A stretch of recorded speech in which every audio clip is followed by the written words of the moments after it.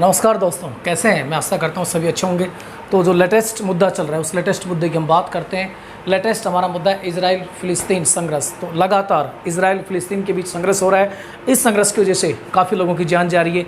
तो आइए हम समझते हैं, पूरे विस्तार से इस टॉपिक को समझते हैं कि इन दोनों देशों के बीच में काफ़ी लंबे, लगभग 100 वर्षों से लंबे जो संघर्ष चल रहा है, उस संघर्ष के पीछे क्या कारण रहा है उसको हम समझते हैं, पूरे इतिहास को हम समझते हैं। मैं चाहता था इस वीडियो को 5 मिनट में समाप्त कर सकता था, लेकिन मैंने पूरी हिस्ट्री को उठाया है ताकि इसको आप अच्छी तरह से समझ सके। तो सबसे पहले हम देखते हैं यहाँ पर कि इजराइल फ़िलिस्तीन के बीच सोमवार से संघर्ष शुरू हो गया है और सोमवार से संघर्ष चल रहा है, जिसमें काफ़ी लोग इस संघर्ष में, कुछ लोग घायल भी हुए हैं, जबकि कुछ लोगों की इसमें डेथ या मौत भी हो गई है। वहीं पर अगर हम बात करें, एक भारतीय महिला की भी यहाँ पर डेथ हो गई है। एक बड़ी दुखद बात है कि हमारे एक केरल की रहने वाली जो महिला थी, वहाँ जो नर्सिंग प्रोफेशन में लगी हुई थी, उसकी भी वहाँ पर डेथ हो गई है।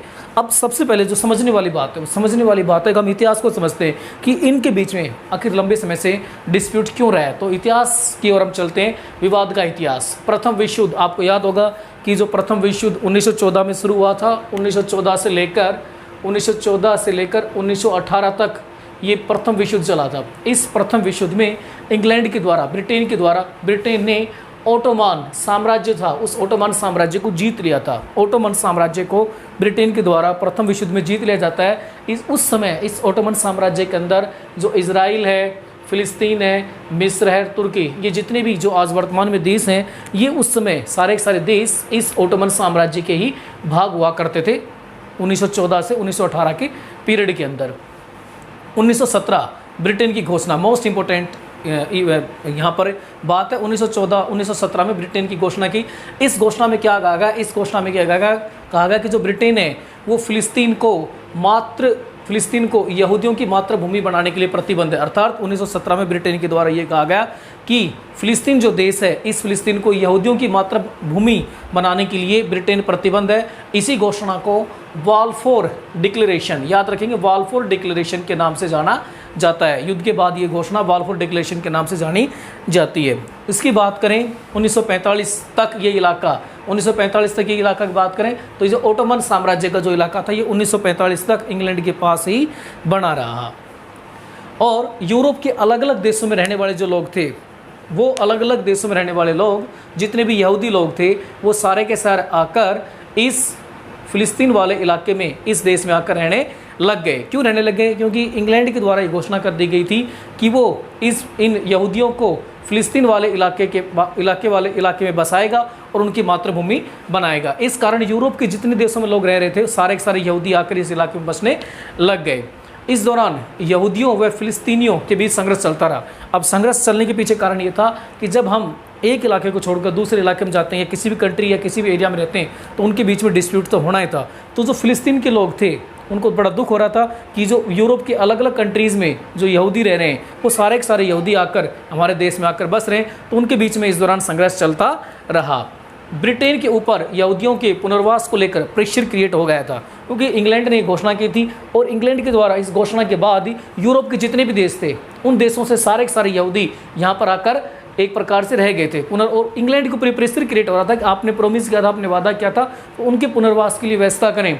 उसी दौरान सेकंड वर्ल्ड वार भी शुरू हो गया, लेकिन सेकंड वर्ल्ड वार के अंदर जो इंग्लैंड था उसकी हालत ज़्यादा अच्छी नहीं थी, क्योंकि सेकंड वर्ल्ड वार में इंग्लैंड की जो स्थिति थी वो काफ़ी नाजुक स्थिति में चल रही थी। इस कारण इंग्लैंड इस मुद्दे को लेकर यूएनओ पहुंच गया। यूनाइटेड नेशन जो ऑर्गेनाइजेशन है, वहाँ पर इस मुद्दे को लेकर पहुंच गया। मेरे ख्याल से यूएनओ किसी भी मामले का सही ढंग से सोल्यूशन नहीं करता है।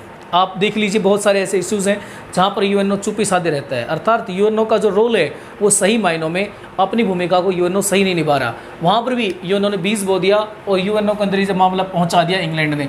तो 1947 में यूएनओ ने फ़िलिस्तीन को 2 भागों में बांट दिया। यहाँ पर देखिए, जो फ़िलिस्तीन था, उस फ़िलिस्तीन को 2 भागों में बांट दिया जाता है 1947 में। एक भाग जो बनाया गया, एक अरब राज्य बना दिया गया। या ध्यान से देखेंगे, फ़िलिस्तीन को 2 भागों में बांट दिया। एक तरफ वो एक अरब राज्य बना दिया गया और दूसरा इलाका बनाया गया इजराइल, और दूसरा इलाका इजराइल बना दिया गया।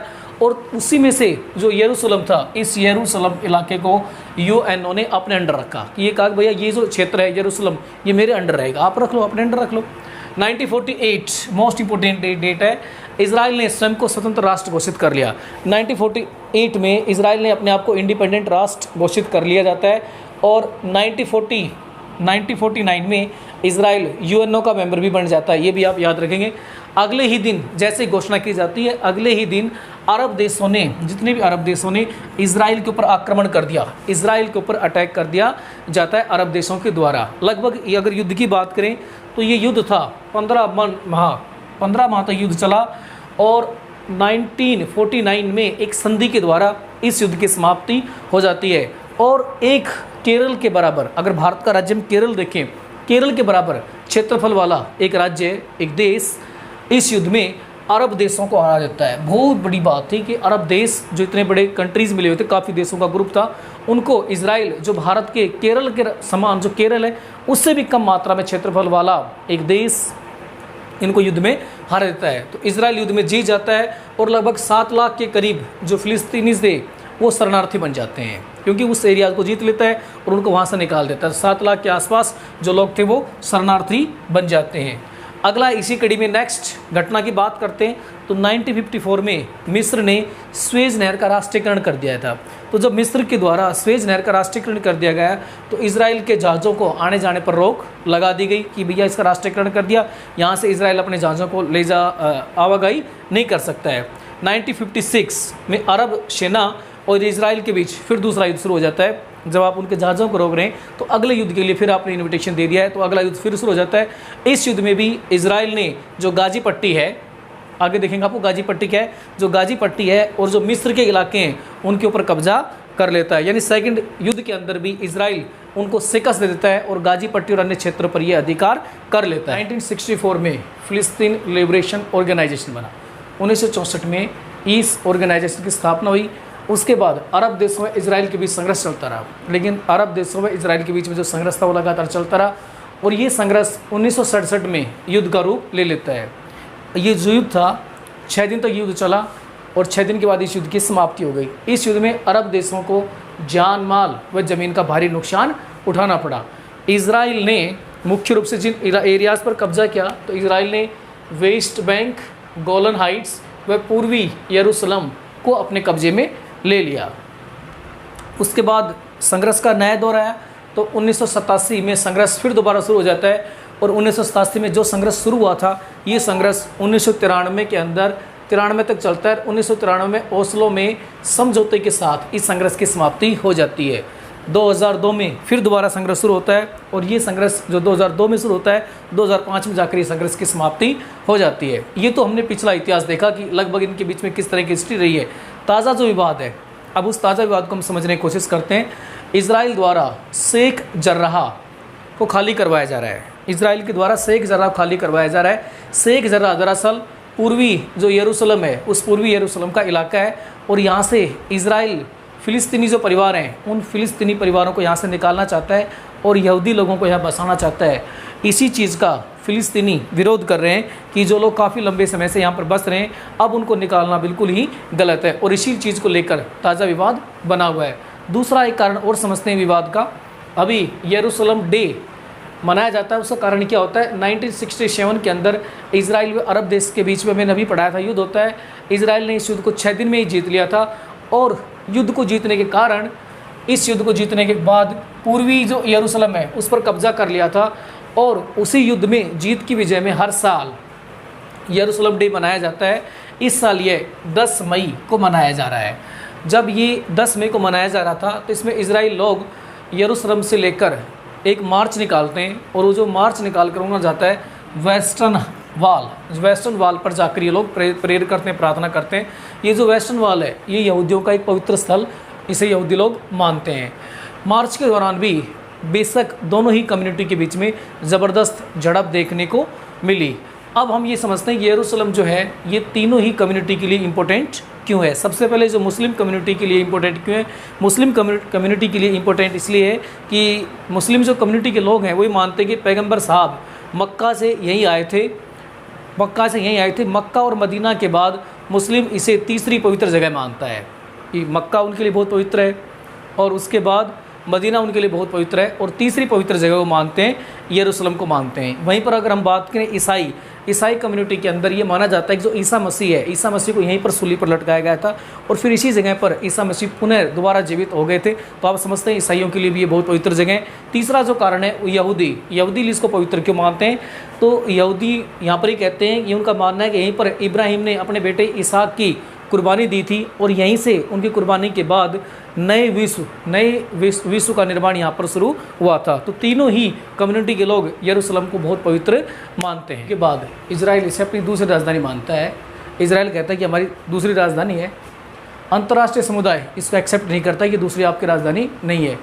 फिलिस्तीन के लोग मानते हैं कि एक स्वतंत्र राष्ट्र बनने के बाद यरूशलेम उनकी राजधानी होगी। यानी फिलिस्तीन के लोगों को अभी विश्वास है कि जब हम एक स्वतंत्र राष्ट्र बन जाएंगे तो यरूशलेम हमारी राजधानी होगी। लेकिन वर्तमान स्थिति को देखें तो ऐसी स्थिति नज़र नहीं आती। लगभग अब अगर हम देखें तो फिलिस्तीन के लोग हैं वो सिर्फ 12% एरिया पर बचे हैं और आज की स्थिति में फ़िलिस्तीन की इतनी औकात नहीं है कि वो इसको इजराइल को किसी युद्ध में हरा दे। आज के टाइम में तो बिल्कुल उनकी औकात नहीं है। लगातार फिलिस्तीन की मांग है कि 1967 से पहले की अंतर्राष्ट्रीय जो सीमाएँ उनको माने, लेकिन मुझे लगता नहीं कि इजराइल उनको मानेगा। वेस्ट बैंक, गाजी पट्टी को स्वतंत्र फिलिस्तीनी राष्ट्र की स्थापना हो। अब ये मांग कर रहे हैं कि जो वेस्ट बैंक है और गाजी पट्टी वहाँ पर स्वतंत्र फिलिस्तीनी राष्ट्र की स्थापना हो, जो कि संभव नहीं है, बिल्कुल भी संभव नहीं लगती है। और पूर्वी यरूशलेम पर अपना दावा छोड़े। तो पूर्वी यरूशलेम पर तो इजराइल किसी भी हालत में अपना दावा नहीं छोड़ेगा। आज मैं कहता हूँ एक छोटा सा राष्ट्र होने के बावजूद भी इजराइल ने जितनी प्रोग्रेस की है, हर मोर्चे पर जितनी प्रोग्रेस की, वो काबिल तारीफ़ है। इजराइल सिरे से नकार रहा है। गाज़ा पट्टी इजराइल और मिस्र के बीच में स्थित है। ये गाज़ा पट्टी को आप समझेंगे, जो गाज़ा पट्टी है जहाँ पर इजराइल और मिस्र के बीच में, और यहाँ हमास जो एक प्रकार से इस हमास को इजराइल एक आतंकवादी संगठन मानता है और इसी आतंकवादी जो संगठन मानता है, यहीं से मुख्य रूप से इजराइल के ऊपर गोले बारूद या आदि की बरसात की जा रही है। यह संघर्ष इन दोनों देशों के बीच में जो संघर्ष है लगभग 100 साल पुराना है। अरब देश ये आरोप लगाते हैं कि जनसंख्या के हिसाब से उन्हें कम आबादी दी गई। अर्थात जब जनसंख्या को मद्देनज़र रखकर डिवाइड किया गया था इजराइल और फिलिस्तीन, तो उसके मामले में उन्हें कम मात्रा में जो है लैंड एरिया दिया गया, जबकि उनकी जनसंख्या ज़्यादा मात्रा में थी। और जब अपने आप को इजराइल ने स्वतंत्र राष्ट्र घोषित किया तो अमेरिका के द्वारा उसे सबसे पहले ये मान्यता भी दी गई थी। इसके अलावा हर युद्ध में इजराइल ने अरब देश को हराया। जितने भी युद्ध में, हर युद्ध में अरब देशों को यहाँ पर इजराइल के द्वारा हराया गया। 2007 में अमेरिका के राष्ट्रपति डोनाल्ड ट्रंप ने यरूशलेम को इजराइल की राजधानी के रूप में मान्यता भी दे दी है, लेकिन अंतर्राष्ट्रीय समुदाय उसको मान्यता भी नहीं दे रहा है। अभी इसी कड़ी में सुरक्षा परिषद भी अब जाग गया है। तो सुरक्षा परिषद ने रविवार को एक खुला अधिवेशन आयोजित किया है ताकि इस युद्ध को रुकवा सके। उसी के अलावा संयुक्त राष्ट्र के महासचिव एंटोनियो गुतेरेस ने भी ये मांग की, दोनों देशों से अपील की है कि तुरंत इस युद्ध को समाप्त करें और मानव जाति के लिए युद्ध बहुत हानिकारक है। Like and subscribe.